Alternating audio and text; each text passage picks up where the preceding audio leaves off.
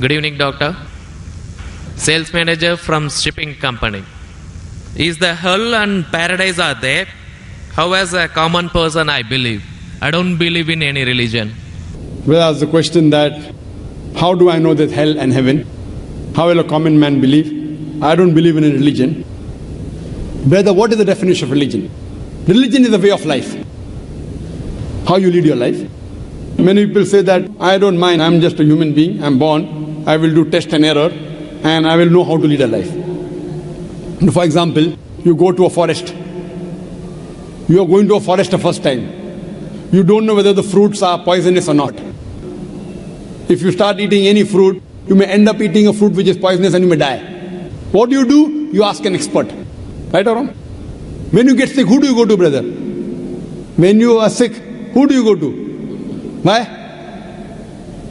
The doctor is an expert in treating sickness, correct? You can't say, I am a human being, I will treat myself.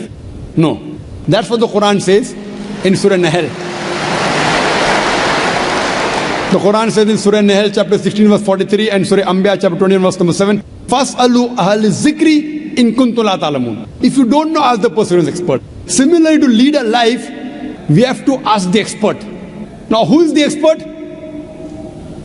Who is the expert? The person who created us. Who created us? It's Almighty God.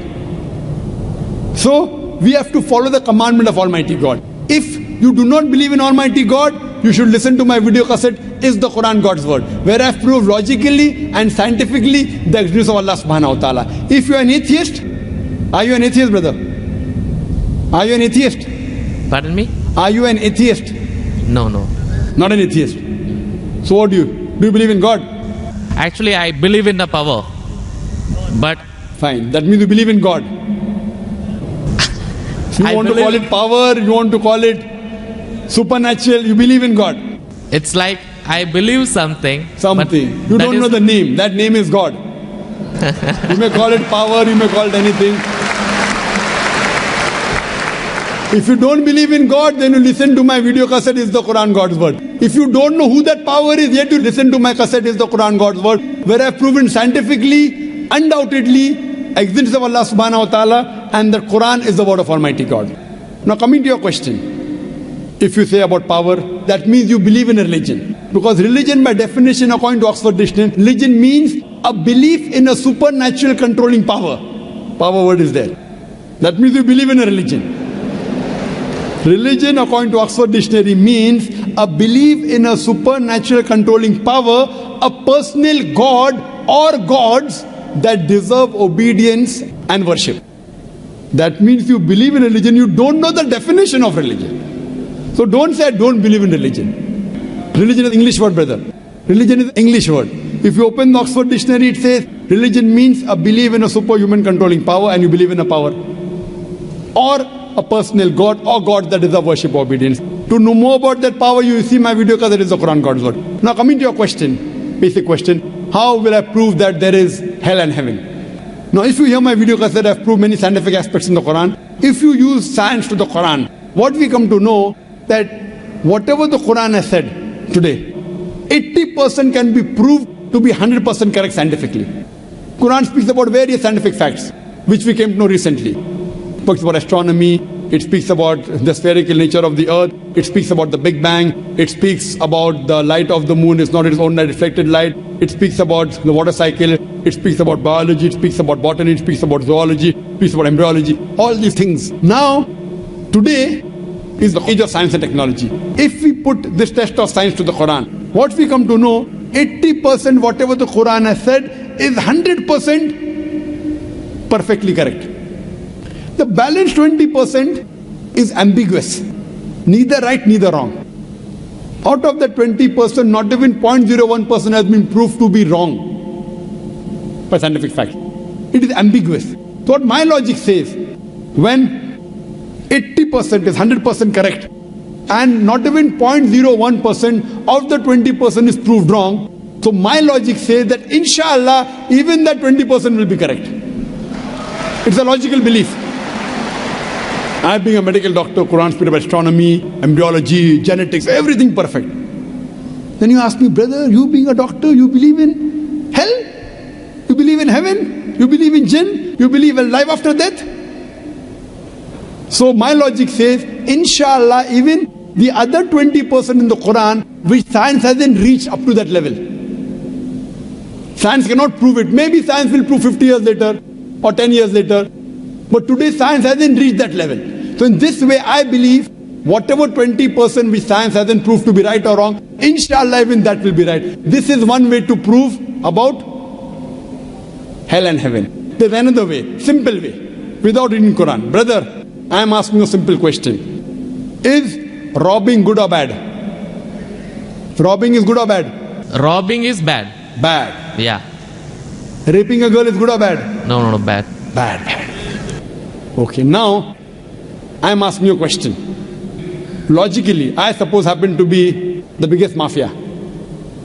Hypothetically, I am a big robber. You prove to me logically and scientifically. I am a very logical person. I am a scientific person. I am a logical person and scientific person. You prove to me why robbing is bad for me and I will stop robbing.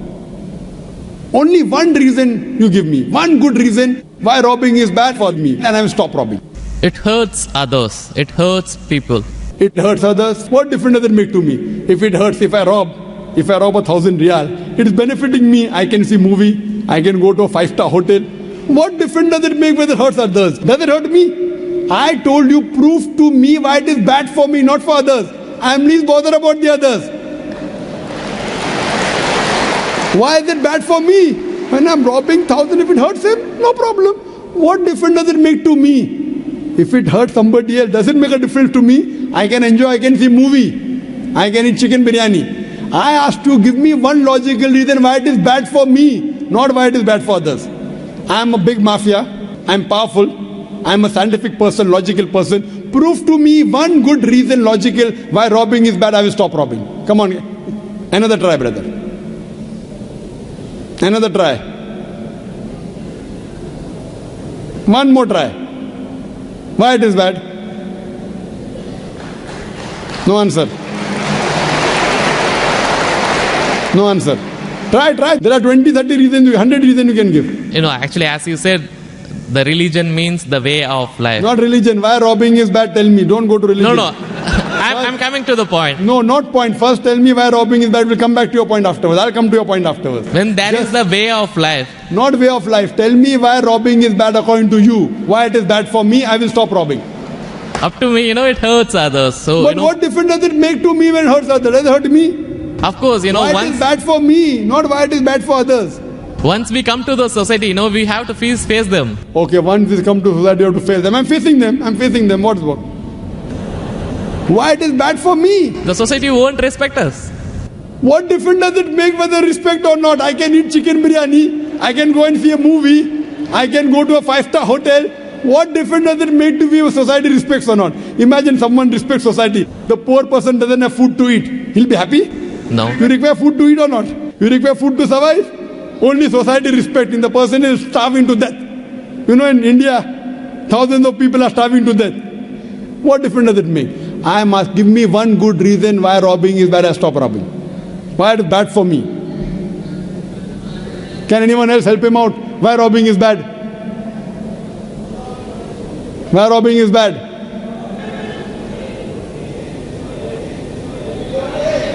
There are various answers. I'll help you out. You may say, police will catch you. Good logical reason. Police will come and catch you. Correct, right or wrong? Correct. But you didn't give I'm helping you out. But brother, I told you I'm a powerful mafia. The police is in my pocket. Ministers are in my pocket. Big mafia. See, all the top mafia, the police is in the pocket. They are on my payroll. The police is on my payroll. What will they catch me? Small robber like you should not rob. You will get arrested. I'm a top mafia. The police is on my payroll. Even the ministers are on my payroll. They are in my pocket. So small robber like you should not rob. Big mafia like me can rob. Another reason, I'll help you out. Maybe somebody will come and rob you. Yes. No one can rob me because I got 100 bodyguards. All of them hiding behind the stage. Bodyguards. Small robber robs, somebody will rob him. No one can rob me because I got bodyguards. Hundreds of bodyguards with AK-47. So logically you cannot prove at all why robbing is bad. With all your science and technology, you cannot prove robbing is bad. So shall I take it in that way? It is to make people fear that, if you do wrong things, then when you die. What wrong thing? Where is robbing wrong? First you prove it is wrong, na? Where is robbing wrong? You haven't proved to me robbing is wrong. When you prove robbing is wrong, then you can say don't do wrong things, na? Therefore, what is good, what is right, you require a creator to tell you. You require a doctor to tell you what food is good, what food is bad. This fruit is poisonous, this is healthy for you. Apple is healthy for you, wild berries are poisonous for you. A doctor tells you. There's no better doctor than Allah subhanahu wa ta'ala. Logically speaking, brother, that mafia has got bodyguards. No one can harm him. And believe me, there are many examples. He dies a very comfortable death. But I am asking a simple question now, brother. Don't you think that there should be justice? Brother? Yes. Justice. Someone should punish him or not? Law is there. But the law cannot punish every human being here. Bhai.